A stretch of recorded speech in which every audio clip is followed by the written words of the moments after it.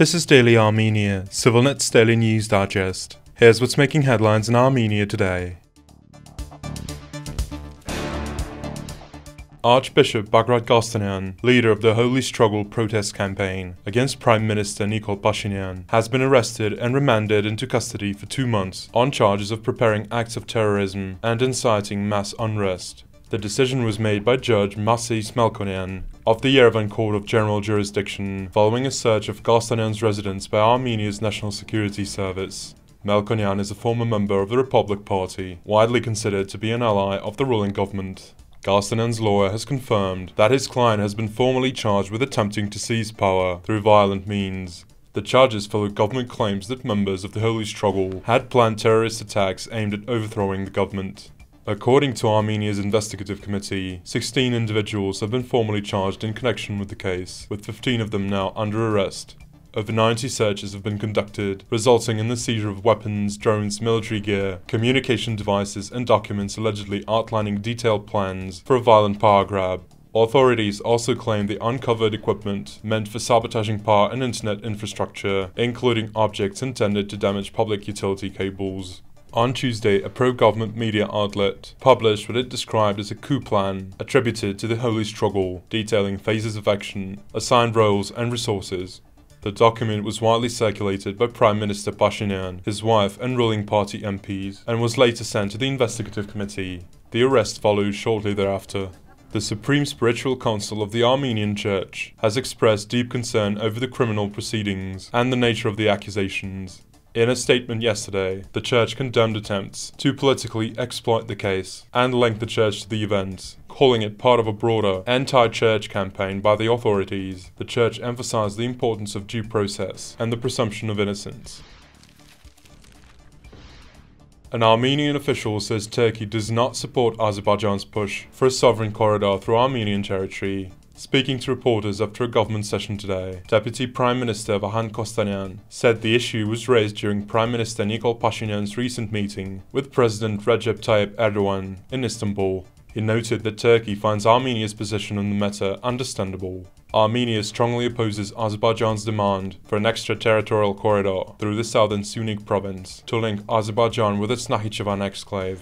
Galstanyan emphasized that any new transport routes must remain under Armenian control and respect the country's sovereignty. He also said that Armenia and Turkey hold similar views on several regional issues, describing the overall dialogue with Ankara in positive terms. Turning to Armenia's strained ties with Russia and the CSTO, the Russian-led military alliance whose membership Armenia froze in 2024, Galstanyan was blunt, saying that if member countries continue to avoid taking clear positions on defense obligations to Armenia, the situation cannot remain like this for long. When asked when Armenia might decide to withdraw from the CSTO, he replied that Armenia will decide for itself when the time is right. Questioned whether Armenia might become more vulnerable outside the CSTO, Galstanyan shot back, "Do you think we're less vulnerable being a CSTO member?" An independent Armenian media watchdog has found that Yerevan Mayor Tigran Avinyan's comment calling the media one big garbage dump was aimed at CivilNet. The Information Disputes Council issued its opinion on Monday in response to a request by CivilNet's editor-in-chief Karen Harutyunyan. The comment was made during a December 2025 televised debate on Factor TV, in which Avinyan responded to a corruption report by CivilNet and the Organized Crime and Corruption Reporting Project. The investigation revealed that while Avinyan was Deputy Prime Minister, a state program benefited a company owned by his father. Avinyan claimed that his remark was general criticism of misinformation, but the IDC disagreed. It noted that just before the comment, Avinyan mentioned CivilNet by name, said his father had sued the outlet, and was then warned by the moderator not to attack CivilNet's partners, after which he doubled down. The council concluded that any objective observer would reasonably understand CivilNet was the intended target. It emphasized that public officials cannot hide behind vague language to avoid accountability. Currently, 2 lawsuits are ongoing. Civillitis, CivilNet's parent foundation, is demanding an on-air apology, and Avinyan is suing for roughly $7,500 and the removal of the story. Hearings are underway in Yerevan, with the next set for tomorrow.